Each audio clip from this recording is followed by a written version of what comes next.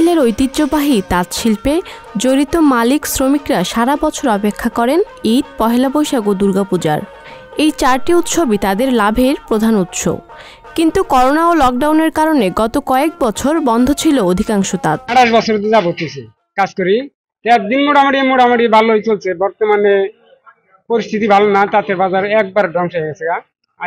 যা আয় বুঝায় আয়ের সংখ্যা কম, ব্যয়ের সংখ্যা বেশি। কাজে বর্তমানে সংসার খুবই কঠিন অবস্থা।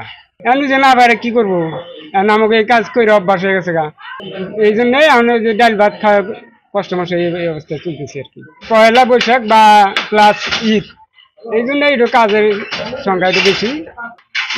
যে কাজ করতেছে আগের মজুরি পাইতেছে, এখন জিনিসের দাম বৃদ্ধি পাইছে, এই কারণে আমার মহাজনও বিক্রি করতে পারতেছে না, তাহলে আমাদের মজুরি দিতে পারে না ব্যাপারীরা। এখন আমরা কি করব, এই সাধারণভাবে খালি জীবন যাপন করতেছি। সরকারে যদি আমাদের এই কাপড়ের চাহিদা যদি বাড়ায় তাহলে আমরা আরো আগে যেতে পারবো। আমি তাঁতের কাজ করি প্রায় 25 বছর ধরে। আগে তো তাঁত ছিল অনেক, এখন তাঁত অনেক কম। এখন সুতার দাম বেশি অনেক, মানে শাড়িগুলো চলে কম, মানে আমাদের মজুরিও কম, মানে আমাদের এখন চলা খুব কঠিন।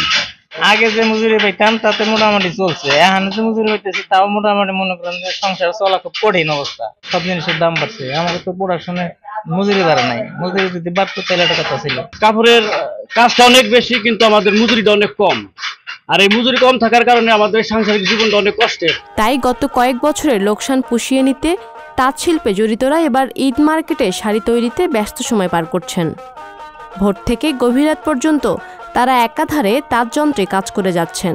বিগত 2 বছর করোনা থাকার কারণে আমাদের বিজনেসটা আগের চেয়ে অনেক কমে গিয়েছে। করোনার পরে পাবলিকের হাতে টাকা পয়সা কমে গেছে, শাড়ি পরার প্রতি আগ্রহটা কমে গেছে। এখন 3 পিস পরে, এর জন্যই। আর যারা অন্য পেশায় চলে গেছে তারা আর এই পেশায় ঢুকতেছে না। করোনা মহামারীর থেকেই আমাদের যে দুরবস্থাটা চলছে, এটা কাটিয়ে ওঠা খুব কঠিন ব্যাপার। সরকারি সহযোগিতার পৃষ্ঠপোষকতা ছাড়া কোনোভাবেই আমাদের এই ব্যক্তিগত উদ্যোগে এটার পরিবর্তন সম্ভব না।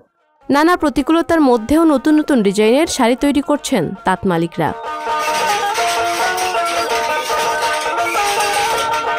পাপিয়া মামুন, সংবাদ প্রকাশ।